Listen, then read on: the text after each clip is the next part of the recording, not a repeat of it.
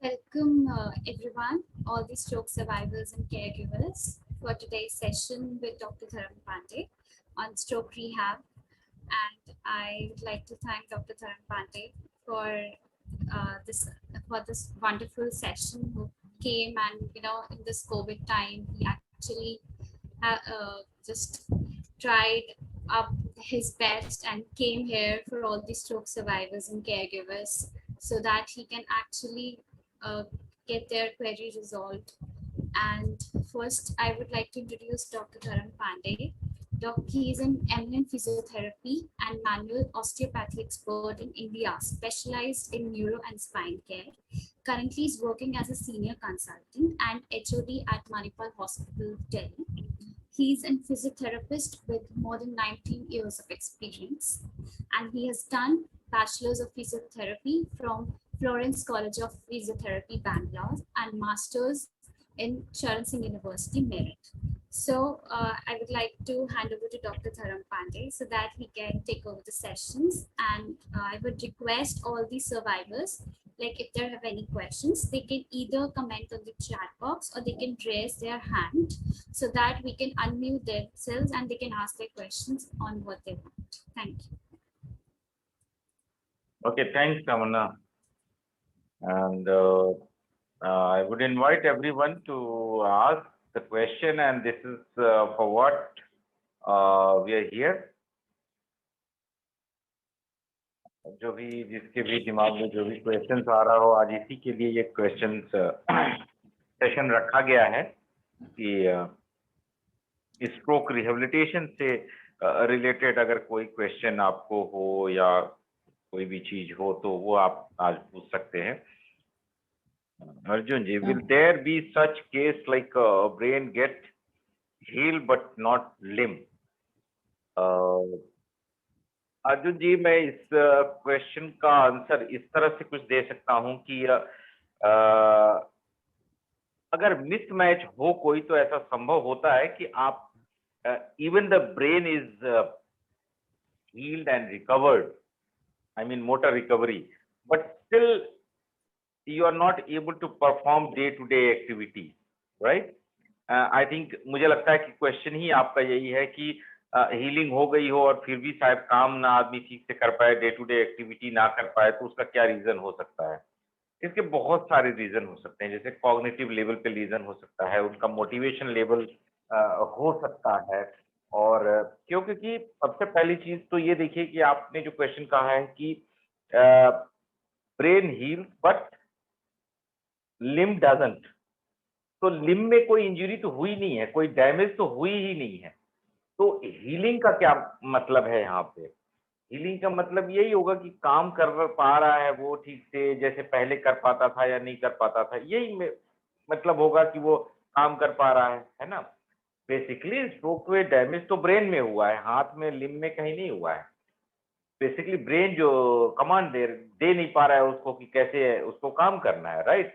So in that case we cannot say that ki limb is not recovered, limb is not healed. We should not use word healing because brain की recovery के साथ साथ आपकी limb की recovery होगी. But there is a very complex phenomena in between कि brain को और बॉडी को कैसे कनेक्ट किया जाता है, कैसे कनेक्टेड रहे, ये इसमें बहुत सारे फैक्टर काम करते हैं. किसी स्ट्रोक सर्वाइवर का उसका मोटिवेशन लेवल इस पर डिपेंड करता है, उसके टाइप ऑफ वर्क डिपेंड करता है, उसका कॉग्निशन लेवल कितना समझ पा रहा है ये डिपेंड करता है. इसके बाद ऐसी बहुत सारी फिनोमेना होते हैं, जैसे हेमी नेग्लेक्ट भी बोलते हैं, कई बार नेग्लेक्ट भी होता है. तो ऐसे केसेस में होता है कि एक साइड बॉडी आप समझ नहीं पाते, अवेयर नहीं हो पाते, अपनी बॉडी से, खुद की बॉडी से ही अवेयर नहीं हो पाते. ऐसे केस में भी ब्रेन तो ठीक है बट आप कुछ ऐसा प्रॉब्लम हुआ है ब्रेन में जिसकी वजह से आप बॉडी से अवेयर नहीं हो, तो वो लिम्ब काम नहीं कर पा रहा है. तो ये सारी चीजें हैं, ये इफेक्ट हो सकती हैं. ऐसा नहीं कहा जा सकता कि ब्रेन रिकवर हो गया, लिम्ब रिकवर नहीं हुआ, लिम्ब रिकवर है और ब्रेन रिकवर नहीं हुआ, ऐसा नहीं है. दोनों को सिंक्रोनी में काम करना होता है. Dr. Pandey, can I ask a question? Yes ma'am please. तो मेरा प्रश्न बहुत बेसिक है. Under the current circumstances most of the patients are unable to travel to a facility. They cannot go to a hospital or they cannot go to a rehabilitation center, and therefore they are either forced to do exercises at home on their own, or maybe ask for someone to come to their home to assist them if somebody is available. अब जब therapy centre में होती है तो it is a team that works with the patient. And everybody, whether it's a speech language pathologist, or whether it's a physiotherapist or a occupational therapist, all of them do their relevant jobs as a team. जबकि घर में ये चीज नहीं हो पाती है. So under the circumstances, what is the best way to continue with the rehabilitation when you don't have a team that can visit you at home?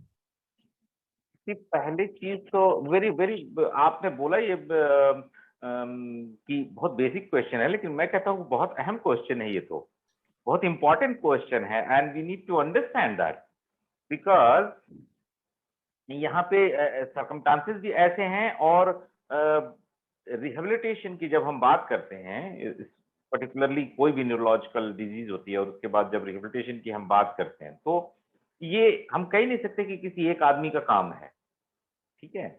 ये एक बहुत ही कंबाइंड एफर्ट है, और जिसमें patient himself is a part of the team, ठीक है. ऐसा नहीं है कि पेशेंट आया, अपने आप को कुर्सी पे बिठा दिया या बिस्तर पे लिटा दिया, and then the other professionals are working out on that.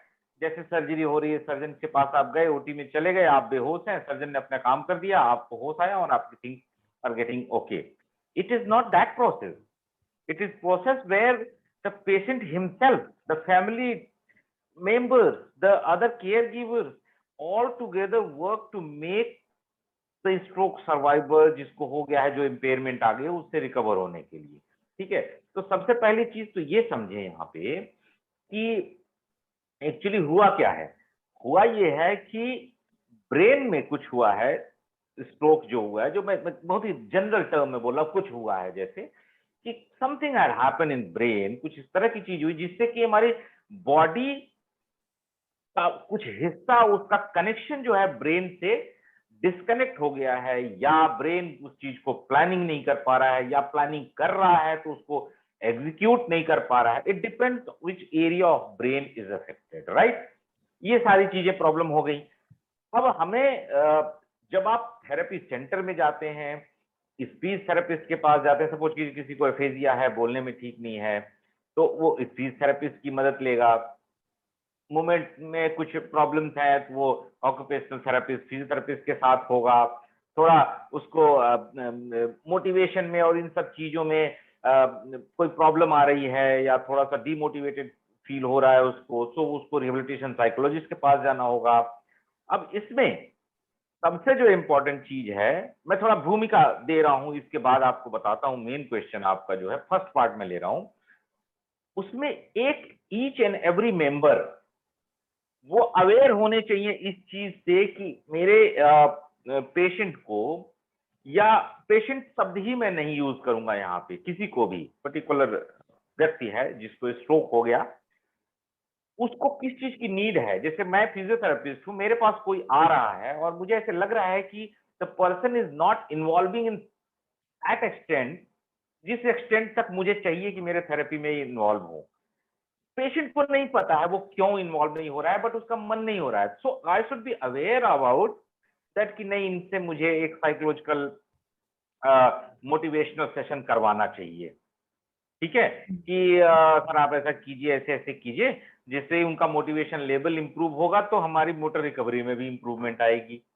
अब इसी तरीके से स्पीच थेरेपिस्ट है, उनके पास है, और उनको लगता है कि जैसे कुछ ब्रीदिंग की भी एक्सरसाइज होती है जो स्पीच में मदद करती है. So it is team effort, ठीक है. अब आते हैं मेन कोर क्वेश्चन पे कि जब थेरेपी सेंटर पे जाते हैं तब तो ये सारे प्रोफेशनल्स अवेलेबल हैं, और आप थेरेपी सेंटर पे नहीं जा रहे हैं तो आपके पास ये एक्सपर्टीज नहीं है. तो अभी के सिनेरियो में सारी ये एक्सपर्टीज जो है आप वीडियो कंसल्टेशन के थ्रू कर सकते हैं, ठीक है. वीडियो के थ्रू उनसे साथ चैट कर सकते हैं, और पर्टिकुलरली रिहेबिलिटेशन प्रोफेशनल्स होते हैं बहुत ही बहुत ही फ्रेंडली होते हैं। क्यों? क्योंकि ये it is not like a doctor consultation की आप अपॉइंटमेंट लीजिए sir. Most of rehabilitation professional, physio, TSP, सब लोग इतने क्लोज हो जाते हैं स्ट्रोक सर्वाइवर के साथ काम करते करते कि they become almost like friend, and any time you can call and ask that what to be done, and this has to be there. ये सिनेरियो होना भी चाहिए कुछ हद तक। तो ऐसे कंडीशन में आप एक तो उनसे समझ सकते हैं क्या करना है। अब क्या करना है घर पे ये समझने के लिए मैं आपको बताऊं तो सबसे पहले देखिए हुआ क्या है। We were able, now we are unable to do certain task. मैं कल चलता था अपने पैरों से बहुत सीधे तरीके से, बिल्कुल बिना लड़खड़ाहट के। स्ट्रोक के बाद क्या हुआ, मैं नहीं चल पा रहा हूं। ठीक है, स्ट्रोक से पहले मैं अपने फोन को उठा के कान में लगा के ऐसे बात कर पाता था, अब मैं इस हाथ से इसको नहीं उठा पाता हूं। पहले मैं पेन से खोल के इसको दोनों हाथ से लिख सकता था, अब नहीं लिख पा रहा हूं। ये सारी चीजें प्रॉब्लम आई। आप थेरेपिस्ट के पास या थेरेपी सेंटर में जाते हैं तो इन्हीं चीजों को आपको दोबारा रीलर्न कराया जाता है। ब्रेन को ये सारी एक्टिविटी रीलर्न करनी होती है इन अ राइट वे। जितने भी लोग हैं कहीं ना कहीं कोई ना कोई इन चीजों को घर में भी करते रहते हैं। तो अगर आप थेरेपी सेंटर नहीं जा रहे हैं तो वो सारी चीजें आपको करनी है जो आप नहीं कर पा रहे हैं। समझिएगा बात को सभी लोग, कि वो सारी चीजें करनी है कि जगह मैं एक शब्द और जोड़ूंगा इसमें, कोशिश करनी है। यानी वो सारी चीजें करने की कोशिश करनी है जो आप करने में असक्षम हैं इस समय, जिससे आप पहले सक्षम थे। यानी क्या हो गया, वो खाना खाना।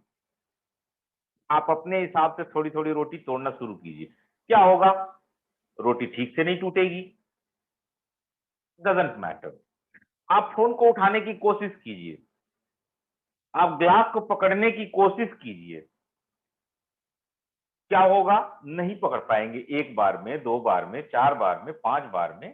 किसी भी चीज को, वो सारी एक्टिविटी एक लाइन में आपको अगर बताएंगे, मैडम आपका क्वेश्चन कि क्या करना चाहिए उनको घर पे अगर वो थेरेपी सेंटर नहीं जा सकते हैं, रिहेबिलिटेशन सेंटर नहीं जा सकते हैं, ऐसे कंडीशन में उनको वो सारी चीजें करने की कोशिश करनी है जिसको वो करने में असक्षम है, जो वो कर नहीं पा रहे हैं। और करते करते इसी चीजों से उनकी प्रैक्टिस होके जो प्लास्टिक चेंजेस ब्रेन में आने लगेंगे, उससे उनकी रिकवरी होगी। Now the most important thing here is, होता यह है कि जब हम किसी चीज को कोशिश करते हैं काम करने की जो हम नहीं कर पा रहे होते हैं, क्योंकि सपोज कीजिए कि मेरे इस हाथ में उतनी पावर नहीं है कि मैं इस मोबाइल को पकड़ सकूं, यानी कि मुझे कोई चीज उठानी है तो मैं हाथ को बढ़ाऊंगा। हाथ को बढ़ाने का एक ब्रेन में मेरे पैटर्न बना हुआ था कि मैं हाथ को आगे ले जाऊंगा, कोई चीज उठा के लाऊंगा। बट ब्रेन सिर्फ काम को समझता है कि मुझे काम को अंजाम देना है। काम को अंजाम देने का मतलब यहां ये हो गया कि आप, जैसे ये फोन रखा है यहाँ पे, मैं इसको उठाने के लिए अपने हाथ को आगे ले जाता हूं, मेरे हाथ ऐसे मुड़ते हैं, पहले ऐसे जाता है फिर आगे ऐसे मुड़ता है, तब उसको मैं उठा पाता हूं। लेकिन यही केस जब मेरे हाथों में और इनमें एक सामंजस्य नहीं होगा ब्रेन से, तो क्या होगा, ट्रिक मूवमेंट बोलते हैं उसको, ट्रिक मूवमेंट होगा। मैं उस हाथ को ऐसे ले जाने की कोशिश करूंगा, ओके, तो मैं रीच तो कर रहा हूं फोन तक, लेकिन वो नॉर्मल नहीं है।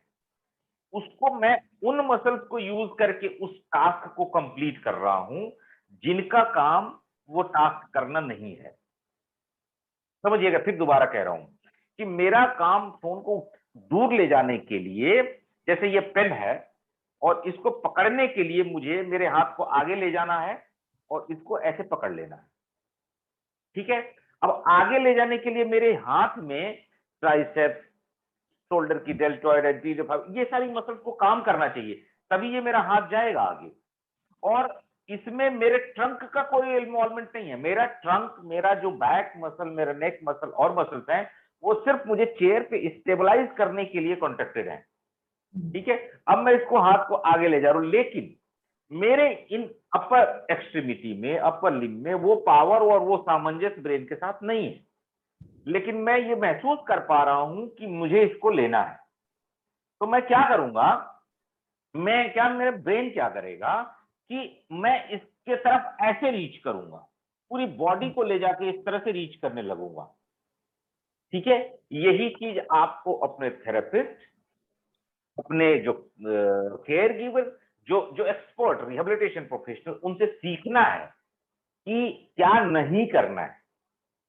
क्या करना है ये मैंने आपको पूरी तरीके से अभी बता दिया कि वो सारा कुछ करने की कोशिश करना है जो आप नहीं कर पा रहे, लेकिन कैसे करना है ये जरूर जानने की जरूरत है। यानी आप इस पेन को जब भी उठाने की कोशिश करेंगे घर में, तो आप हाथ को ही आगे ले जाके करने की कोशिश करेंगे, बिकॉज आपका जो एम है वो इन मसल्स को एक्टिवेट करना है, बार बार उनके ऊपर लोड देके ब्रेन में उन नर्व्स को एक्टिवेट करना है, न कि इस टास्क को कंप्लीट करना। समझिएगा, दोबारा कह रहा हूं कि इस टास्क को कंप्लीट करना आपका एम नहीं है। आपका एम है कि कैसे इस टास्क को करने वाली मसल्स को, उन पाथवेज को एक्टिवेट किया जाए। तो इसलिए ये टास्क कंप्लीट होता है, ये इंपॉर्टेंट नहीं है।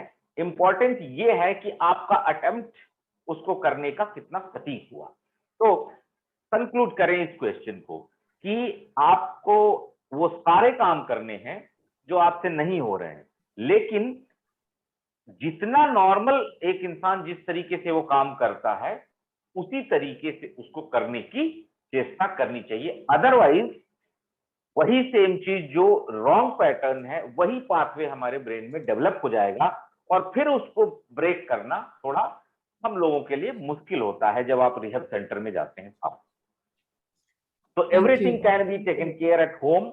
अगर आप अच्छे से किसी से एक बार भी मिल लें, वीडियो से या पर्सनली, और सीख लें, तो you can do it till the things get settled, कि आप एक active rehabilitation, because rehabilitation centre में और घर में और सेल्फ में डिफरेंस होता है, खासकर रिकवरी फेज में। एक रिकवरी फेज के बाद तो आपको मेंटेनेंस एक्सरसाइज घर में करनी ही करनी है, but recovery, to accelerate recovery, you need to have certain technologies, certain techniques to improve those. Thank you. I can see Vijender's hand raised. So Vijender, if you can unmute yourself and ask the question. Yes, Vijender ji, बोलिए।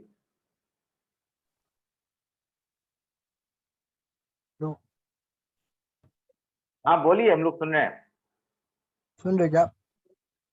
मैं almost सब कुछ कर पाता हूँ, but मेरा harm है ना, हार्म बुरी तरह काम नहीं करता। फिंगर्स एक मूवमेंट तक थोड़ा बहुत हिलती है, फिर बाद में नहीं हिलते। मैं पर्टिकुलर पॉइंट ऑफ टाइम के लिए वो चीज काम करेगा, फिर वापस नेक्स्ट डे काम नहीं कर पाती। वो कैसे? मुझे रोज का रोज काम नहीं कर पाती? हाँ माम, हथेली हथेली हथेली। अगर मैं आज बॉटल खोल तो पानी पी लेता हूँ, ढक्कन खोल लेता हूँ, या फिंगर्स को छिला लेता हूँ, फिर वेरी नेक्स्ट डे वो सेम वे में नहीं होता। अच्छा, एक दिन आप कर पाते हैं, दूसरे दिन नहीं कर पाते हैं? हाँ। तो कोई पोजीशन चेंज होता होगा, जिस पोजीशन में एक पर्टिकुलर मसल जो होती है वो शायद काम ना कर पा रही हो। जैसे सपोज कीजिए कि मैं इसके ढक्कन को, आपने बोतल की बात की, तो मैं बोलता हूँ कि अगर मैं इस बोतल को उठाता हूँ और इसका ढक्कन खोल रहा हूँ इस तरीके से, ठीक है, तो हो सकता है कि मैं आज इस तरीके से खोलने की कोशिश कर रहा हूँ, और अगर इस तरह से खोलने की कोशिश कर रहा हूँ, तो दोनों में डिफरेंस आ जाएगा। समझिएगा इस चीज को, क्यों? क्योंकि इस तरह से खोलने के लिए मेरे शोल्डर की भी मसल्स की रिक्वायरमेंट होगी, और इस तरह से खोलने के लिए मेरे सिर्फ फिंगर की मसल्स की रिक्वायरमेंट होगी। तो उन पोजीशन में देखिए कि अगर आप उस पोजीशन में कोई डिफरेंट तरीके से करने की उस काम को कोशिश कर रहे हैं। जैसे सपोज कीजिए कि आप बैठ के बॉटल खोल रहे हैं और खड़े होके बॉटल खोल रहे हैं, दोनों में भी डिफरेंस हो जाएगा। क्यों? क्योंकि आपका जो कंसंट्रेशन होगा आपके बैलेंस पे ज्यादा फोकस हो जाएगा जब आप खड़े होके बॉटल को खोलेंगे। जस्ट एग्जांपल आपको दे रहा हूं कि उस टाइम पे आपका जो बॉडी का कंसंट्रेशन होगा वो आपको गिरने से रोकने के लिए कंसंट्रेशन होगा, और हाथ के ऊपर उसका कंसंट्रेशन उतना नहीं होगा। तो ऐसे केसेस में भी ये चीज हो सकता है कि आप बैठ के करें तो आप शायद कोई एक्टिविटी कर पाए, खड़े होके करें तो नहीं होगा, एक टांग पे खड़े होके करें तो हो सकता है और डिफिकल्ट हो जाए। तो ऐसे केसेस में सलाह यही है आपके लिए कि आप इसको प्रैक्टिस करें कि हर एक कंटेक्स्ट में आपकी जो मोटर एक्टिविटी, यानी कि जो आपकी जो काम करने की एक्टिविटी, जो आप जो भी काम करना चाहते हैं, वो अच्छे से हर एक कंटेक्स्ट में हो जाए। मेरे ख्याल से तो यही रीजन हो सकता है कि अगर आप एक दिन कोई चीज कर पा रहे हैं, इसका मतलब मोटर रिकवरी से नहीं है, क्योंकि रिकवरी तो हुई है, बट एक सर्टेन जो एक्टिविटी है उसको आप किसी पर्टिकुलर उसमें नहीं कर पा रहे हैं, तो आप ऐसा करने की कोशिश कीजिए जी। ऑलमोस्ट एवरीथिंग में अफेक्टेड साइड से यूज करता हूँ, कुछ भी सब कुछ कीजिए। मैंने अभी जस्ट थोड़ी देर पहले बताया कि आप जितना ज्यादा प्रैक्टिस करेंगे, जितना ज्यादा प्रैक्टिस करेंगे नॉर्मल एक्टिविटी करने की, बट उतना ज्यादा आपका ब्रेन स्ट्रांग होगा। मेरा ब्रेन सर्जरी हुआ है। हाँ, हेड इंजरी होगा, क्रेनियोटोमी हुआ है। ब्रेन सर्जरी, ब्रेन स्पेक्ट स्ट्रोक आया था 2017 में। हाँ, क्या सर्जरी हुई थी? Brain surgery. हाँ, ब्रेन में से कोई, ब्रेन की भी बहुत सारी सर्जरी होती है, अगर आप बता पाए थोड़ा और डिटेल तो। क्लॉट आया था, क्लॉट आया था। अच्छा, क्लॉट आया था, ठीक है। हाँ, ठीक है, ठीक है। तो नहीं क्लॉट आया आप था, हम्म तो फिर अब आप मैं हर कंटेक्ट में बॉटल खोलने वाली एक्सरसाइज, बॉटल खोलने वाली, बंद करने वाली एक्सरसाइज हर एक कंटेक्ट में कीजिए। और एक चीज और बताऊं, जो ये आप ये प्रैक्टिस कर रहे हैं बॉटल खोलने और बंद करने की, इसको दोनों हाथ से कीजिएगा। यानी कि पहले सपोज कीजिए आपका ये हाथ अफेक्टेड है, इस साइड से दिक्कत हो रही है, तो इससे खोलिएगा, ठीक है, इसको खोलने की कोशिश कीजिएगा। इसके साथ ही इस हाथ से फिर पकड़िएगा और अच्छे वाले हाथ से भी खोलिएगा। तो दोनों तरफ से प्रैक्टिस करनी है आपको, ताकि हाथ को पूरी तरह से फंक्शनल बनाया जा सके। मुझे क्या करना चाहिए जो मेरी फिंगर्स वापस आ सके? हाँ, वही तो बता रहा हूँ, यही तो बता रहा हूँ मैं। प्रैक्टिस आपको जितनी ज्यादा है उतनी प्रैक्टिस करनी, क्योंकि आपने जैसे बताया कि आप कर पाते हो। जैसा आपने बताया कि आप कर पाते हो, ऐसा नहीं है कि पूरी तरीके से वो खत्म है, आप कर पाते हो। तो आपको उसको और ज्यादा प्रैक्टिस करने के लिए और अच्छा स्मूथ बनाने के लिए उस फंक्शन को आपको ज्यादा से ज्यादा प्रैक्टिस करना है। अगर आपको मैं बोलूं कि आपको आपको अपनी राइटिंग इंप्रूव करनी है, तो क्या करेंगे आप? प्रैक्टिस करूंगा बार बार, ज्यादा से ज्यादा लिखने की प्रैक्टिस करेंगे, ठीक है। आप शुरू शुरू में गाड़ी चलाना सीखते हैं तो आप बहुत कॉन्शियस होकर चलाते हैं, फिर धीरे धीरे आपके एकदम बिना सोचे समझे और फिंगर टिप्स पे आपके बहुत ज्यादा एक्सपर्ट हो जाते हैं। तो उस एक्सपर्टीज में प्रैक्टिस का बहुत इंपॉर्टेंस है। उसी तरीके से जब आप उस किसी में एक्टिविटी को कर पा रहे हैं, उसको नॉर्मल तरीके से जितना ज्यादा प्रैक्टिस करेंगे, डिफरेंट डिफरेंट कंटेक्स्ट में प्रैक्टिस करेंगे, यानी खड़े होके, बैठ के, छोटे चेयर पे बैठ के, बड़े चेयर पे बैठ के, स्टूल पे बैठ के, स्टेबल सरफेस पे बैठ के, अनस्टेबल सरफेस पे बैठ के, तो आपके ब्रेन की जो न्यूरॉन्स हैं वो उसी हिसाब से अरेंज हो जाएंगी कि आप बहुत आसानी से उस चीज को कल को कर पाएंगे। ठीक है, ठीक है, ठीक है। Okay, thank you so much sir. Anyone else? Yes, How to so achieve finger extension if shoulder and elbow is functional but still the hand is useless if there is a finger, if there is no finger movement? Bharti ji पूछ रहे हैं how to achieve finger extension, right? I don't know how old your problem is.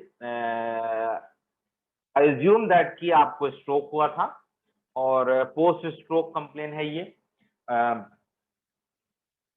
Extensor mechanism is very difficult, और difficult नहीं कहेंगे बल्कि उसको एक हिंदी में अगर उस शब्द को यूज करूं मैं कि difficult to achieve we can say, because the extensive की हमें फ्लेक्सर हमेशा डोमिनेटिंग होती है, जो फ्लेक्सर मसल्स होती है वो हमेशा डोमिनेटिंग होती है, क्योंकि हम पावर का काम जो भी करना होता है उसको हमेशा हम अपने फ्लेक्सर ग्रुप के मसल्स को यूज करके करते हैं। और एक चीज और याद रखिए कि जो भी मसल्स होती हैं उनको काम करने के लिए कमांड की जरूरत होती है ब्रेन की, चाहे वो फ्लेक्सर हो या एक्सटेंसर हो। मेरे से किसी ने स्पास्टिसिटी, टाइटनेस और इन चीजों के और सिनर्जी और इनअप्रोप्रिएट मूवमेंट के बारे में पूछा था, उसको मैं एक बार आपकी इस क्वेश्चन को समझाने के लिए आंसर बताने के लिए समझाने की कोशिश करूंगा। एक्चुअली जब हमारा स्ट्रोक होता है, जब कभी किसी को, जब ब्रेन में कोई डैमेज होता है, ब्रेन के पास एक मैकेनिज्म है जिससे वो टोन जनरेट करता है। जैसे कि अगर कोई, हम आप लोगों ने देखा होगा कि जैसे तंबू कनात खड़े करते हैं कहीं पे, या कोई बड़ा पुल जो होता है, जो पाइप के थ्रू और वायर के थ्रू जो वायर पुल होता है, उसमें क्या होता है, ऐसे कोई पिलर खड़ा होता है तो एक तरफ रस्सी होती है और एक दूसरी तरफ भी रस्सी होती है, दोनों तरफ से पुल करके इसको खड़ा रखा जाता है, राइट। यही मैकेनिज्म होता है इसको खड़ा रखने का। ऐसे ही हमारे मसल्स भी कुछ इस तरह की काम करती है। एक तरफ एंटागोनिस्ट होता है और एक तरफ एगोनिस्ट होता है, और एगोनिस्ट को थोड़ा सा हेल्प करने के लिए कुछ सिनर्जिस्टिक मसल होती हैं। जैसे मैं बाइसेप्स, हमारी जो है वो फ्लेक्सर है, एल्बो फ्लेक्सर, इसके साथ ब्रेकियोरेडियलिस और दूसरी मसल्स हैं जो इसको हेल्प कर देती हैं कि चलो जी उठा लो आप, ठीक है। तो और इसके जस्ट अपोजिट ट्राइसेप्स है पीछे, जो इसके अगेंस्ट काम कर रही है। तो मैं हाथ को ऐसे मोड़ता हूं तो ये ट्राइसेप्स जो है लंबी होती है और बाइसेप्स जो है वो छोटी होती है। अब ब्रेन क्या करता है, जब एक्यूरेट एक्टिविटी और सही एक्टिविटी हो रही होती है, उस टाइम पे the amount of tone generated in biceps और amount of tone generated in, एक टोन तो होगा नहीं तो ये पैरालाइज हो जाएगी, टोन जनरेटेड इन ट्राइसेप्स मैच करता है। यानी कि अगर इसको मुझे नीचे इस तरफ ले जाना है तो इसका टेंशन मैं धीरा टाइट करने लगूंगा, ज्यादा खींचने लगूंगा, लेकिन अगर इतना ही खींचो इसको तो इधर वाला जो है इसको धीरे धीरे लूज करना पड़ेगा, तब ये इधर जाएगा। होप यू अंडरस्टैंड दैट, ठीक है। अगर मैंने दोनों तरफ स्ट्रॉन्ग कर दिया तो ये यहीं रहेगा, ये मुड़ेगा नहीं, और जिस तरफ टाइट हुआ उस तरफ ये चला जाएगा। अब समझिए अब आपके क्वेश्चन का आंसर। अगर मैंने ब्रेन में हाथ से कुछ काम करने की कोशिश करूं और ये दोनों एक साथ टाइट हो जाए तो मेरे हाथ ऐसे टाइट हो जाएगी, ना वो मेरे मुंह तक आएगी और ना ही दूर जाएगी। जब मैं मुंह तक लाने की कोशिश करूंगा तो मेरा हाथ ऐसे होगा। क्यों? क्योंकि मेरे बाइसेप्स और ट्राइसेप्स दोनों में सिमिलर टोन जनरेट हो रहा है ब्रेन से, मैं उसको डिफरेंशिएट नहीं कर पा रहा हूं। मेरा ब्रेन डिफरेंशिएट करके उसको नहीं भेज रहा है, कंट्रोल करके नहीं भेज रहा है। एक बहुत ही मास, एक बहुत ही wide spread area of brain में जो है इलेक्ट्रिकल एक्टिविटी हो रही है, कोई फोकस जगह पे नहीं हो रही है, जिसकी वजह से ये इस तरह की अबनॉर्मल मूवमेंट आने लगती है, ठीक है। अब यहाँ पे क्या हुआ, आपका क्वेश्चन है कि आपकी फिंगर एक्सटेंशन नहीं हो रही, यहाँ पे फ्लेक्सर ग्रुप जो है वो डोमिनेटिंग है। अब जो मैंने ये वायर का सिस्टम बताया था वैसे ही इसको यहाँ पे रख लीजिए, इस तरीके से रख लीजिए। उसी का एग्जांपल, ये फ्लेक्सर ग्रुप है, खींच रही है इधर ऐसे, और ये एक्सटेंसर ग्रुप है, इसको खींच रही है इधर, ठीक है। दोनों में टोन होना चाहिए। फ्लेक्सर बहुत ज्यादा टाइट है तो इसको खींच के ऐसे रख रही है। अब इसमें ताकत इधर वाले में होनी चाहिए कि ये इसको खोल सके, क्लियर। लेकिन अगर आप इसको ऐसे करते हैं, ऐसे है, ऐसे करने की कोशिश करते हैं, तो एक तो फ्लेक्सर की पावर और दूसरा ग्रेविटी का पावर इसको खींच के रखता है, और आपके एक्सटेंसर्स में इतनी एक्टिविटी नहीं है कि ये इसको खींच के ऊपर ले जा सके, इसको खींच के ऊपर ले जा सके, इतनी पावर नहीं है। तो ऐसे कंडीशन में आपको अपने फिजियोथेरेपिस्ट से और जो जिससे भी आप थेरेपी लेते हैं उनसे ये समझना पड़ेगा कि उसको ग्रेविटी के एलिमिनेशन में या ग्रेविटी से असिस्टेंस में या टोटल टुवर्ड्स ग्रेविटी कैसे ट्रेनिंग स्टार्ट करनी है। तो यूजुअली हम लोग लो लोड से हाई लोड की तरफ से उसको यूज करेंगे। जैसे पहले मान लीजिए कि आपको फिंगर खुलवाने की कोशिश करें, तो मैं इस पोजीशन में खुलवाने की कोशिश करूं, इस पोजीशन में स्टिमुलेट करूं, यहाँ पे ईएमजी या उस तरह की चीजें लगा के इसको स्टिमुलेट करने की कोशिश करूं और आपके एफर्ट के साथ इसको करवाऊं। फिर मैं इसको धीरे धीरे ग्रेविटी के एलिमिनेशन में ले आऊंगा, धीरे धीरे, फिर इसको ग्रेविटी के अगेंस्ट लाऊंगा इस तरीके से।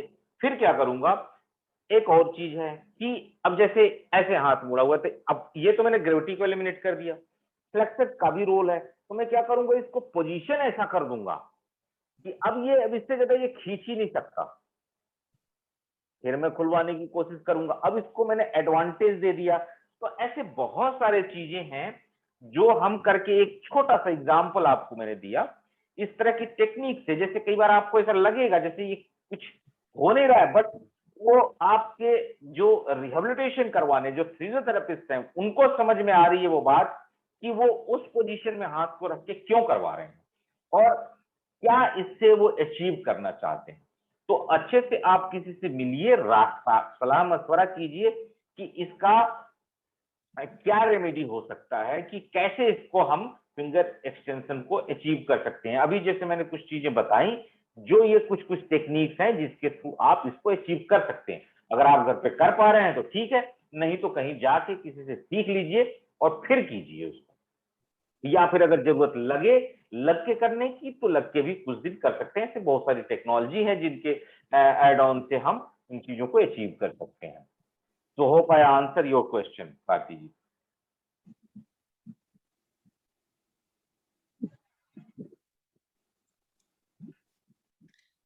आपने टेली कंसल्टेशन की बात की है, तो अगर पेशेंट्स कोई रिमोट एरिया में है या फिर विलेजेस या टियर 2 सिटीज में है, तो वो भी ये टेली कंसल्टेशन का जो फायदा है वो ले सकते हैं?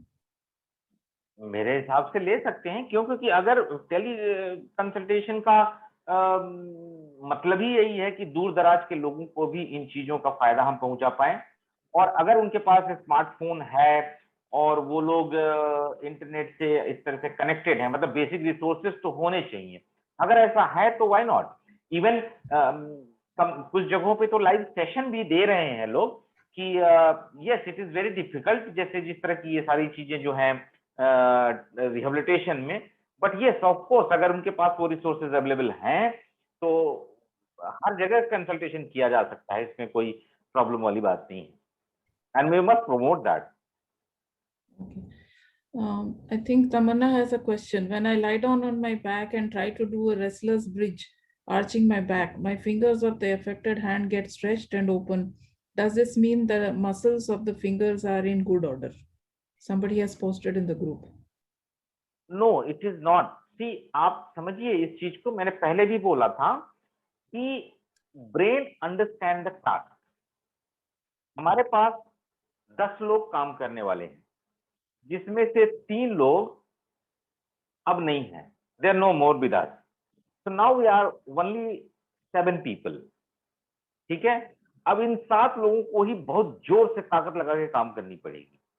ठीक है, in other example if I से कि जब हम कोई चीज काम करने लगते हैं, कोई चीज ब्रेन जब किसी टास्क को कंप्लीट करने का उसको टास्क दिया जाता है, लाइक फॉर एग्जाम्पल की लेफ्ट ब्रिज आप कह रहे हैं करने लगे, तो ऐसे कंडीशन में ऐसे बहुत सारे कुछ मसल्स होंगे जो वीक हो या ब्रेन से सही तरह से कनेक्ट ना कर पा रहे हो।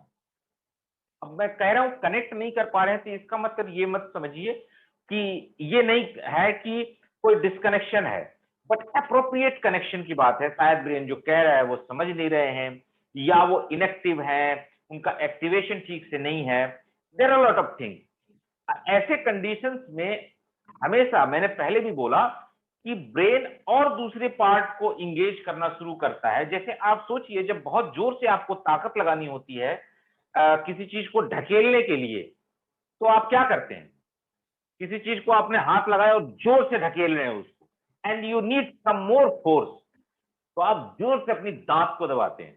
तो क्या हम दांत से धक्का दे रहे होते हैं? नहीं, but to generate power we do in that way. तो ऐसा नहीं है कि अगर उस टाइम पे फिंगर कोई एक एक्टिविटी करना चाह रहा हूं जो मैं फिंगर से नहीं कर रहा हूं, बट फिंगर टाइट हो रही है, no, it is associated work.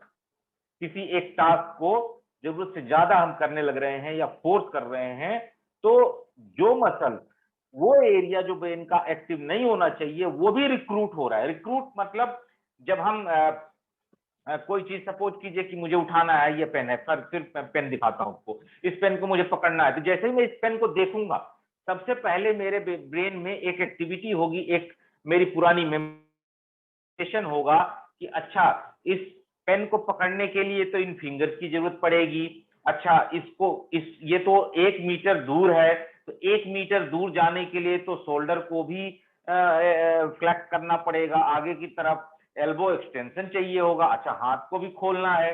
ये सारी planning with in second brain में हो जाएंगी, जैसे ही मैं इसको परसीव करूंगा, जैसे ही मैं इसको देखूंगा, और देखते ही वो सारी एक्टिविटीज ब्रेन में, मोटर एक्टिविटी और फायरिंग शुरू हो जाएगी उस एरिया में जो इन प्लान, जो मसल्स हैं जिनमें जिनमें एक्टिविटी होनी चाहिए, उनके टोन बढ़ाने की प्रक्रिया चालू हो जाएगी ब्रेन में, राइट। तो मैं इस काम को बड़े सुचारू रूप से कर लूंगा, पकड़ लूंगा। अब यहीं पे देखिए कि अगर ये इस प्रोसेस में मेरे देखने, समझने और प्लान करने में कि मुझे फिंगर की टिप्स चाहिए होंगी, मुझे पहले एक्सटेंशन करना होगा, फिर फ्लेक्शन करना होगा, फिर पहले मैं हाथ को थोड़ा आगे जाएगा तो मेरा शोल्डर कॉन्ट्रैक्ट होगा, फिर मेरा ट्राइसेप्स कॉन्ट्रैक्ट होगा तो मैं रीच करूंगा। ये प्लानिंग जो है, इसमें कहीं प्रॉब्लम हुई तो मैं इसको ऐसे नहीं पकड़ पाऊंगा, मैं इसको ऐसे कुछ हाथ होगा मेरा। क्यों? क्योंकि वो एक मेरे छोटे से ब्रेन के हिस्से में उतना यहां और यहां, ये 3 हिस्से में मुझे एक्टिवेशन होना चाहिए था कि इसको आगे इस तरह से करनी है बस। लेकिन मेरा पूरा ब्रेन फायरिंग होने लगी, तो सारी मसल में टोन इंक्रीज हो गया। ओके, सो ये मिसमैच जो है वो इसका रीजन है, ना कि वो एक अच्छा साइन है। अच्छा साइन है कि उसमें कॉन्ट्रैक्शन आ रही है, जैसे यॉर्निंग करते हैं तो उस टाइम पे पूरा हार्ट टाइट हो जाता है। वो भी ऐसा नहीं है कि वो वॉलंटरी उनके कंट्रोल में नहीं है। जो जितना हमारे कंट्रोल में जो एक्टिविटी हो, मैं चाहूं फिंगर मोड़ू, मैं चाहूं तो फिंगर एक्सटेंड कर दूं, दैट इज गुड साइन कि अगर मेरे कंट्रोल में है, that is volatile contraction. Voluntary control में है मेरे, वो मुझे बढ़ाने की जरूरत है, मुझे वॉलंटरी कंट्रोल बढ़ाने की जरूरत है, ना कि रिफ्लेक्सिव कंट्रोल। ओके, तो hope I answer your question, आप समझ पाए इस चीज को। Yeah, thank you. Thank you, sir. I think if anyone have any question, they can just raise their hands or type in the chat section. One more question is there, so from Bharti. You can unmute and ask the question also. No issue. Yes, If you Bharti. type, it would be better because my arm was completely flaccid initially, but now I am fit. It above your head, and does it mean that I will finally be able to use it functionally? I am 5 months post this stroke. Bharti ji unmuted hai, so she can speak. Yes. Yes. Hello, sir. Yes. Good afternoon. Sir, my hand was completely flaccid initially. I mean, I just could not move it. No connection with my brain at all. Now I'm able to lift it with above my head. I mean, I've kept on practicing and now I'm able to do it. But my fingers are not working. That is my problem. Yes, you are able to lift your hand above the shoulder by your own and thinking. If you now, if I ask you to lift your hand, I can with do my that. command, you can lift up. Yes, sir. Okay. Can you move your elbow like this? Yes, sir. Yes, sir. With my command, can you do this? No, sir. My wrist and fingers are No. not functional. Okay. And can you do this? No, sir. Not exactly. No. So actually, your digital functions are affected more at this point of time, and still you have a very good time. You're just 4-5 months. You have a lot of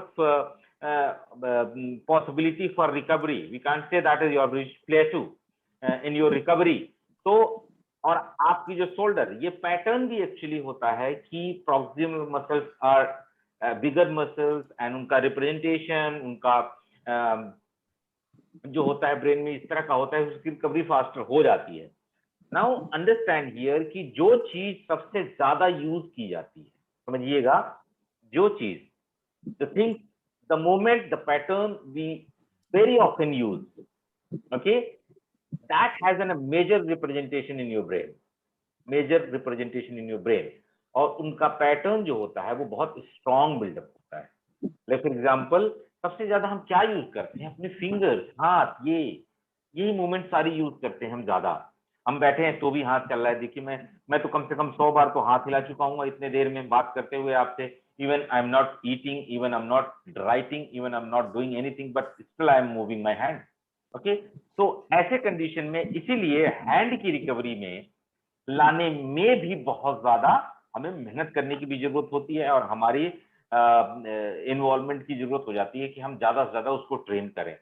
तो अगर आपके पास possibility है to and nearby, if you have any good rehab center, so and a neurophysiotherapist, just talk to them and learn, and better you just consult with them to understand that what are the possibility for recovery of this hand. There are a lot of techniques, बहुत सारे ऐसे technology है जिनको use करके उसको facilitate करना पड़ेगा. पहले तो उसको फैसिलिटेट करना पड़ेगा कि उसमें इनिशिएशन हो मूवमेंट का, and then we can functional strengthening जिसको बोलते हैं. पहले तो इनिशिएशन कराएंगे कि उसमें आपके ब्रेन से वॉलंटरी कंट्रोल में वो आप कंट्रोल कर पाए, and then gradually we build up an functional strength to reach out, to hold something in your hand. ये सारी एक्टिविटी ग्रेजुअल प्रोसेस में. You have an a very good time. अभी कोई नेगेटिव ज्यादा डेवलप नहीं हुआ होगा उस चीजों को, इसलिए अगर बेटर देख रेख में आप उस चीज को शुरू करेंगे तो definitely it is going to give you better result. Thank you so much. And you will achieve that your finger and your reaching and your holding function as well. Thank you so much, sir. Thank you.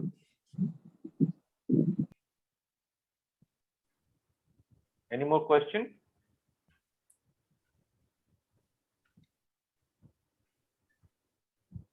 Anyone who wants to ask the question can type in or raise their hands. I think one person is raising the hand. I'll just unmute that person. Yes, please. Please introduce Hello, yourself. sir. My name is Akansha. My husband is it's going to be 24 months post-stroke this June. Due to COVID scenario, the therapy has not been constant since last March. I've been doing it at home by like with the help of video consultations and YouTube videos and all that. His recovery is not that great. His right side got affected, left MCA case hai. His knee is hyperextending a lot. And he's not able to dorsiflex his knee, his ankle. And his shoulder is weak. It was subluxed initially. Somehow I made him do quite a lot of push-ups and weight bearing. It has somewhat improved, but still there's not much power in the shoulder. Subluxation, I got it checked. I've been told that it is better than before, but he's not able to lift his hand above the shoulder level. Like, okay, in fact, not even up till that. So I am going to start his continuous rehab again. So hopefully, I went to one rehab center in between. How old is he?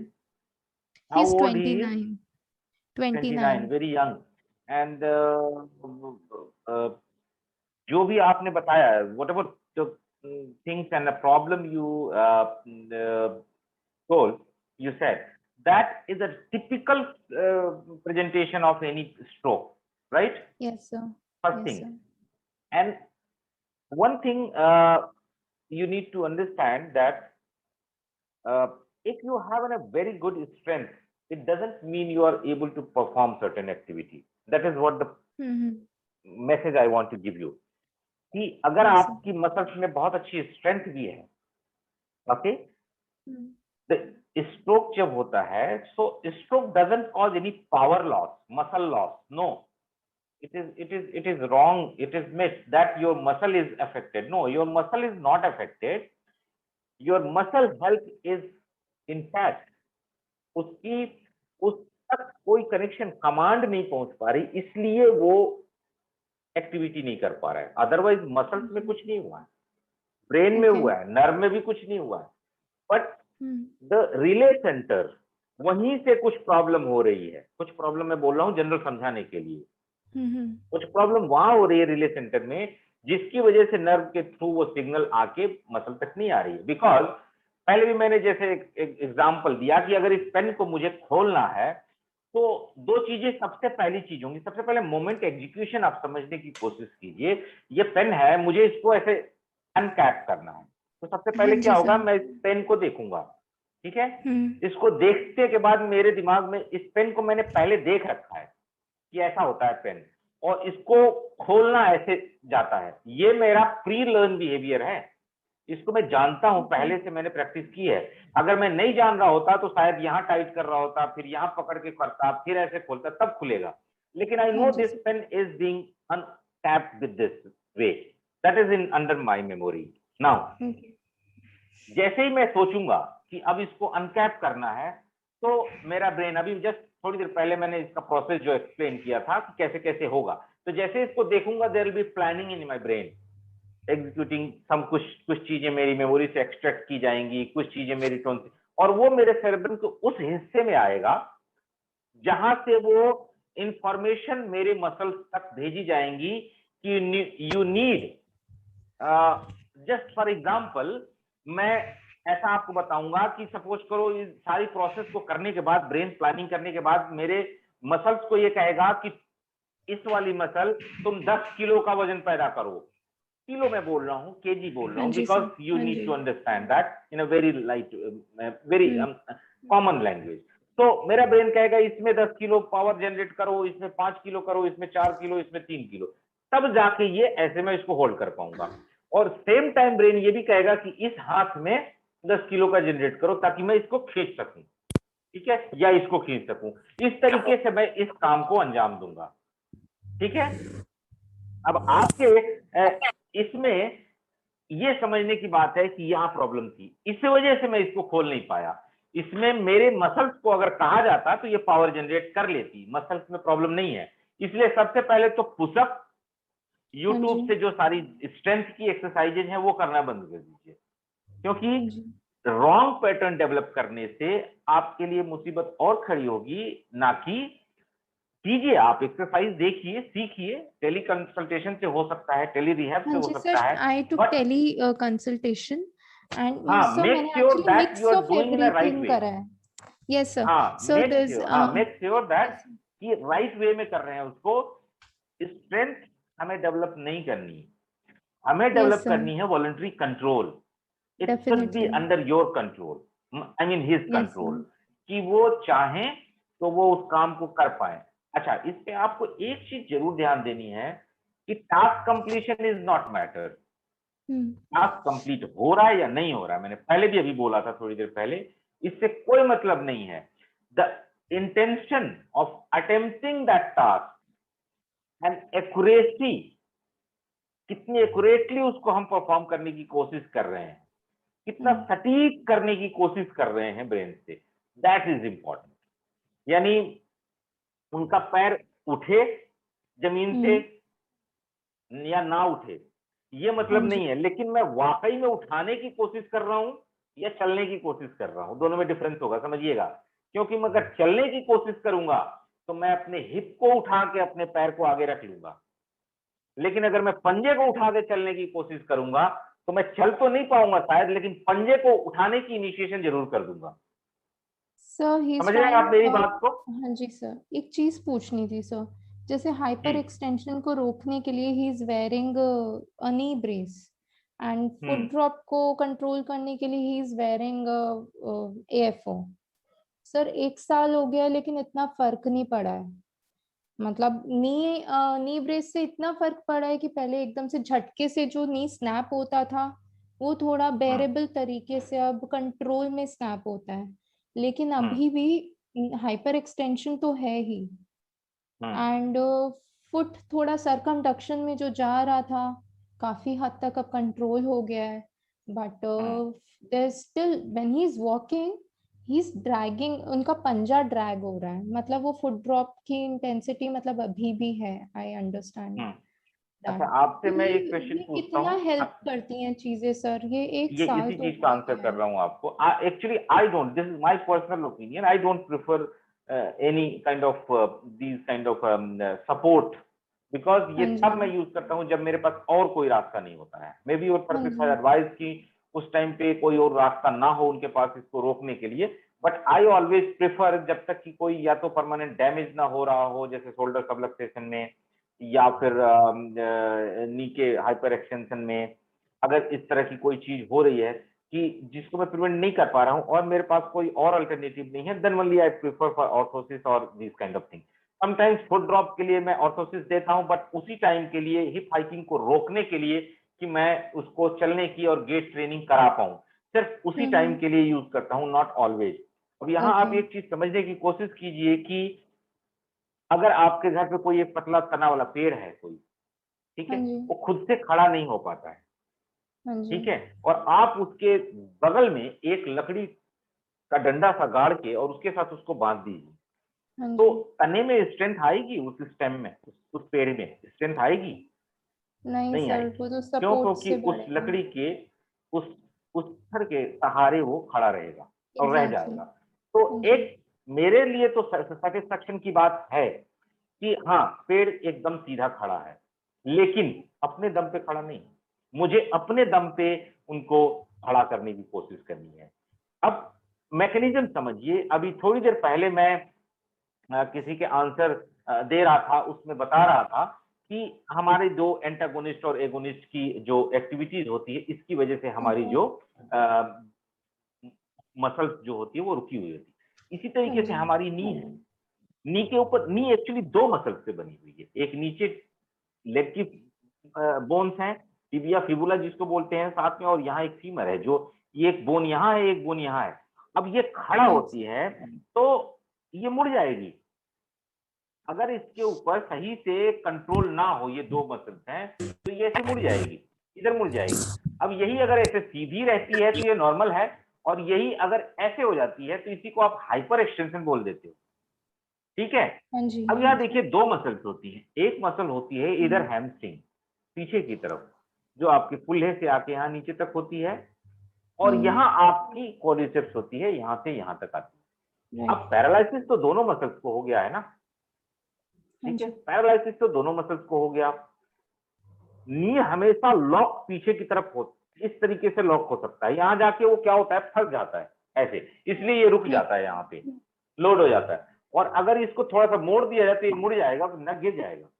तो होता ये है कि जब इसके ऊपर पैर रखते हैं आप, इसको सीधा रखने के लिए ब्रेन का जो बहुत इफेक्टिव मैकेनिज्म है, जो पहले मैंने मोटर कंट्रोल का एग्जांपल दिया, थोड़ी सी टोन इसमें भी होती है हैमस्ट्रिंग में, और थोड़ी सी टोन क्वाड्रिसेप्स में ही, यानी दोनों तरफ से जो लाइन है खींच के रखती है इसको, तो इसलिए ये फीवर जो है इसके ऊपर सीधी रहती है, और ये आप खड़े रहते हो, ग्रेविटी के अगेंस्ट दोनों मसल काम करती रहती हैं, ठीक है, एक दूसरे के अगेंस्ट और ग्रेविटी के अगेंस्ट काम करती रहती है, जिससे खड़े रहते हैं। अब मसल अगर इसको खींच रही है तो ये सेंटर में है, इधर से खींच रही तो सीधी है। अब जो हैमस्ट्रिंग है ये वीक है, तो क्या होगा, ये इसको खींचना छोड़ देगी, यानी ये अगर ऐसे था तो इसको खींच के रखा है ना इसने, और इधर भी खींच के रखा है, तो इससे इसको खींचना छोड़ दिया तो क्या होगा, ये ऐसे हो जाएगी, ये लंबी हो जाएगी मसल, इसलिए हाइपर एक्सटेंशन हो जाता है, वो उसको कंट्रोल नहीं कर पाता। और फेजिक कंट्रोल जो क्वाड्रिसेप्स की मसल्स की है वो भी नहीं हो पाती, इस वजह से हाइपर एक्सटेंशन में हो जाता है। तो अगर हाइपर एक्सटेंशन को रोकना है, जो रेमेडी है, तो मुझे क्वाड्रिसेप्स और हैमस्ट्रिंग की सिंक्रोनाइज कॉन्ट्रैक्शन और एक्टिवेशन पैटर्न के ऊपर काम करना पड़ेगा, तब वो एक्सटेंशन और फ्लेक्शन मैकेनिज्म मेंटेन होगा, जिससे कि नी हाइपर एक्सटेंशन होना रुकेगा। उसका सॉल्यूशन उसको ब्लॉक कर देना नहीं है, ठीक है। तो जहां भी हो पाए आप उसको एक्टिवेशन कराने की कोशिश कीजिए, डॉक्टर से, थेरेपिस्ट से बात कीजिए कि इनको इस तरीके से हुआ है और इस तरीके से हमें अगर आप करा सकते हैं इस तरह का कुछ कि इस तरह से मैंने कहीं So there's this rehab center. I think you're the visiting faculty there. I will be visiting there in next week in Dehradun. So I think I'll take one consultation when I'll there as well. Dehradun. Yes, sir. Which, where? ANRC. Yes, sir. Yes. I go there. Yes, sir. या faculty या उस तरह से बात करते हैं, वहां आप जाएं। आप रहते कहाँ हैं? सर मैं गाजियाबाद में रहती हूँ। मैं अभी गई थी कुछ दिन। We had a therapy there for 20-25 days, but then we had to come back because corona situation got worst in Uttarakhand. क्या नाम है इनका, आपके हस्बैंड का? प्रशांत शर्मा। अच्छा, तो वहाँ प्रशांत को लेकर दोबारा जब आप जाएंगे, डॉक्टर अभिषेक मिलेंगे, उनसे मिलिएगा। और हाँ, डॉक्टर अभिषेक से मिलिएगा and hopefully I'll be talking to him and definitely I brief your detail, और मेरे तरफ से जो भी होगा guidance we will provide that. Dr. Subhas and Dr. Abhishek will be there. Yes sir, we have met अगर him. हो पाए तो Subhash ji taking his case. Doctor Subhash से मेरी बात करा दीजिएगा। Yes. That's fine. I'll be very happy to help. No issue. Yes sir. Okay sir, thank you. कब आप जा रहे हैं वहाँ? Sir, I'll be going there in 16. Dr. Subhash is already aware of that. We'll be joining from 18th or so. Yes. Okay, sir. very nice. So You go there and I will take care. Don't worry. Then you are going at right place. Don't worry. Okay, sir. Thank you so much. There is sir. every facility and everything is there. And अगर आप वहाँ रहें और अगर मेरी visit लगी, I'll be definitely there in NRC. Great, sir. Thank you so much, sir. Okay. So I think there is one Exercise for improving grip in upper extremity. Grip. Just now I explained, Vijay Lakshmi ji, that to improve grip in upper limb. Grip means grip. What I can understand is holding something in hand and other things, right? Okay. So first thing, just now I was explaining कि strength से हमें मतलब नहीं है, तो सबसे पहले तो strength word मत यूज कीजिए, ठीक है? कि पावर और एक्सरसाइज और इम्प्रूव, वो सारे टास्क करने हैं, वो सारा टास्क करना है जो आप नहीं कर पाते हैं। सिंपल सा, मेरे तो सिर्फ और सिर्फ एक ही चीज, जो भी मुझसे पूछता है कि इस चीज को इम्प्रूव करने के लिए क्या करना है मुझे, बहुत सारी चीजें। एक एग्जांपल दूंगा आपको। मेरे पास आके कहते हैं कि मैं इम्बैलेंस के पेशेंट आते हैं, ठीक है, तो मैं बैलेंस अपना बना नहीं पाता हूँ, ठीक है, तो मैं उनको एक ही जवाब देता हूँ, बैलेंस नहीं बना पाते हैं तो आप ऐसी एक्सरसाइज कीजिए, ऐसी एक्टिविटी कीजिए जो आपको इम्बैलेंस बना देती हो। कहते हैं ऐसा कैसे? तो मैं उनको ये चीज बताता हूं कि ग्रेजुअली अपनी डिफिकल्टीज को बढ़ाते जाइए। Very easy to more difficult task, gradually you progress yourself. Similarly अभी स्ट्रोक के बाद हमारे ब्रेन को रीलर्न करना होता है, okay, certain activity which we have learn from many years to year. Activity मतलब एक्टिविटी भी क्या कराता है? एक्चुअली हमारे ब्रेन में कोई हार्ड डिस्क इस तरह का ऐसी कोई फिजिकल मटेरियल तो नहीं है। जो भी चीजें हैं, जो भी एक्टिविटी हो रही है, वो कुछ न्यूरॉन्स हैं, कुछ नर्व सेल्स है जिनकी फाइटिंग, जिनकी एक्साइटेशन से ये सारी एक्टिविटीज हो रही हैं, राइट? अब वो एक्टिव नहीं है, इसलिए सर्टेन एक्टिविटीज बीइंग लॉस्ट, या वो डेड हो गई, ये खत्म हो गई, वो अब नहीं है, इस वजह से वो एक्टिविटी लॉस हो गई। But there is a potential in brain, जो मैंने अपने लास्ट वेबिनार में बताया था, neuroplasticity, there is potential of brain that they can reorganise, relocate. कहीं भूकंप आ गया, सब कुछ गड्ढा, सब कुछ टूट फाट के सब कुछ बर्बाद हो गया, but yes we have solution to relocate that colony और people to some other location similarly, या फिर वहीं पे थोड़ी बहुत रिपेयर कर दें जहां पॉसिबिलिटी है। सारी बड़ी वाली सड़क जो है वो टूट गई थी, तो उसको रिपेयर करने के लिए उस सड़क को रिपेयर करते हुए हो सकता है उतनी बड़ी ना बने, थोड़ी छोटी बन जाए। वो सारे गलियां जो है वो फिर से रिस्टोर ना हो पाए, बट हम उसमें से कुछ गलियां जो है रिस्टोर हो जाए, right. Similarly brain function after stroke, जब स्ट्रोक हो गया आपको, तो ये सारी गलियां, सारे रास्ते, सारे सब कुछ तहस नहस हो गए। पुल टूट गया, पुल के उस तरफ का रास्ता ठीक है, इस तरफ का रास्ता ठीक है, बट बीच का पुल टूट गया, इसलिए कनेक्शन डिस्कनेक्ट हो गया। Something happen like this, just to understand in a very layman language. तो हमको करना क्या होगा, हमें या तो दोबारा पुल बनाएं, जो संभव नहीं है, साइड से रास्ता निकाल लें, yes we can do, because वहां पे रास्ता थोड़ा सा है, पहले से मौजूद है। न्यूरॉन्स बहुत सारे एक्टिव हैं जो हैं ब्रेन में, जो इनएक्टिव हैं उनको हमें एक्टिवेट करना है बाय एक्टिविटी। तो हमें स्लोली जो ब्रेन को एक्टिवेट करने के लिए बताना है कि हमें काम करना है, आप ये काम क्यों नहीं कर रहे हो, आप इसको करो। ऐसे ही जैसे बच्चा जाता है जब, तो पहले दिन जब उसको लर्निंग हम लिखने की कराते हैं, तो उसको पहले दिन ए लिखने के लिए नहीं देते हैं, या पहले ही दिन उसको सेंटेंस लिखने के लिए नहीं देते हैं। सबसे पहले दिन उसको क्या देते हैं, सबसे पहले दिन उसको डंडा खींचने के लिए बोलते हैं। पहले सीधा डंडा खींचो, फिर आड़ा डंडा खींचो, फिर टेढ़ा डंडा खींचो। जब वो डंडा खींचने लगता है तो फिर उसको गोला बनाने के लिए देते हैं। जब गोला, तिकोना, ये सब कुछ जब वो सीख लेता है इन एक्टिविटीज को, then we combine all these, डंडा दो, फिर बीच में एक डंडा, तब आता है ए। और फिर नेक्स्ट स्टेज होता है एक बार में उसको बनाना। फिर नेक्स्ट स्टेज होता है कि एक से ज्यादा चीजों को जोड़ देना। फिर होता है बहुत सारे वर्ड को जोड़ के एक सेंटेंस बना देना, और फिर उसके बाद पूरी राइटिंग। तो this is how we train a child, कि उसकी एजुकेशन, एक एक चीज लर्निंग कैसे करा रहे हैं। वो फुटबॉल खेलने जाता है तो एक ही बार में वो उसको मैदान में नहीं उतार देते दौड़ के मारो, पहले धीरे धीरे फुटबॉल को मारता है, लुढ़काता है, फिर जोर से हिट करता है, फिर उसको लेकर भागना शुरू करता है। So what I mean to say here is, it is step by process, step by step process, very slow, एक के बाद एक के बाद एक एक एक्टिविटीज हम सीखते चले जाते हैं। ऐसे ही गाड़ी चलाना जब आप सीखते हैं, ऐसे पियानो बजाना जब आप सीखते हैं, या कोई तबला बजाना सीखते हैं, गाड़ी चलाना सीखते हैं, तो आपसे मिस्टेक होती है, कभी क्लच दब जाता, कभी ब्रेक लग जाता, कभी स्टीयरिंग कंट्रोल नहीं कर पाते, एक चीज सोचते हैं तो दूसरी चीज मिस कर जाते हैं, बट अल्टीमेटली हम उसमें फाइन ट्यून हो जाते हैं। But slowly slowly by with practice, ऐसे ही स्ट्रोक के बाद हमें एक बहुत ही लो ग्रेड एक्टिविटी से हाई ग्रेड एक्टिविटी की तरफ, जिसमें बहुत ज्यादा कंसंट्रेशन और बहुत ज्यादा एक्यूरेसी की जरूरत होती है, उस तरफ हमें प्रोग्रेस करना होता है स्लोली।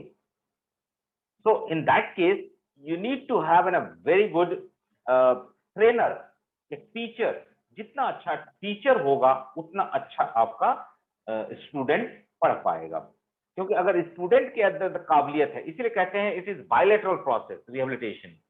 स्टूडेंट के अंदर बहुत अच्छा जीनियस है, काबिलियत है, बट टीचर उसको ठीक से गाइड नहीं कर रहा, ठीक से पढ़ा नहीं रहा, then also result will not be very good. But if teacher is very right, very good trainer, but child or student is not taking part, or he is not very active, then also the effort of the teacher will be not at that good. This is why the teacher and students should participate equally in the process. और इसी तरीके से therapist, therapy provider, doctor and the patient both together work on this, so that a better result of rehabilitation post-stroke can be achieved. Okay, so whatever the person is not able to do, he should start practicing that. Ask your therapist that what is low load, what is high load, you can ask them, and start practicing from low intensity. Intensity means here difficulty, यानी उनको बहुत ज्यादा difficulty नहीं होना चाहिए, बहुत हल्की चीज से activation is matter.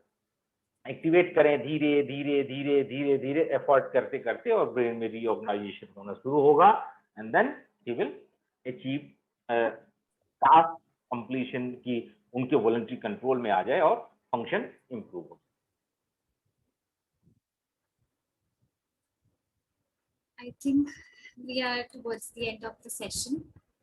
So yes, if you allow me to, I can speak 24 hours. So you must stop me now. Yeah, that's very great, sir.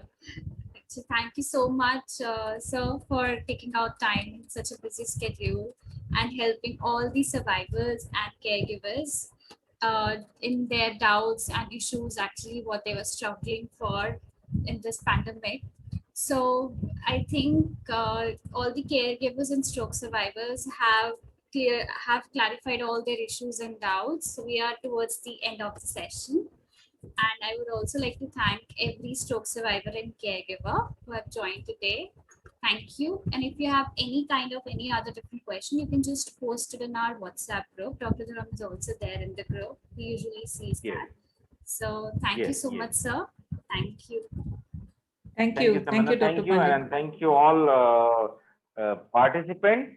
और जितना कुछ आज हमने बात की उसको इम्प्लीमेंट करने की कोशिश कीजिए, सेफ रहिए, और जहां तक संभव हो सेफ रहिए, और घर में रह के उन चीजों को एटलीस्ट जितनी रिकवरी हुई है उससे बैक मत जाने की कोई भी गुंजाइश छोड़िए, एंड एटलीस्ट वहां तक रखिए अपने आप को, so that when you resume your rehabilitation you may gate benefit further. Thank you so much. Thank you. Thank you, Dr. Pandey.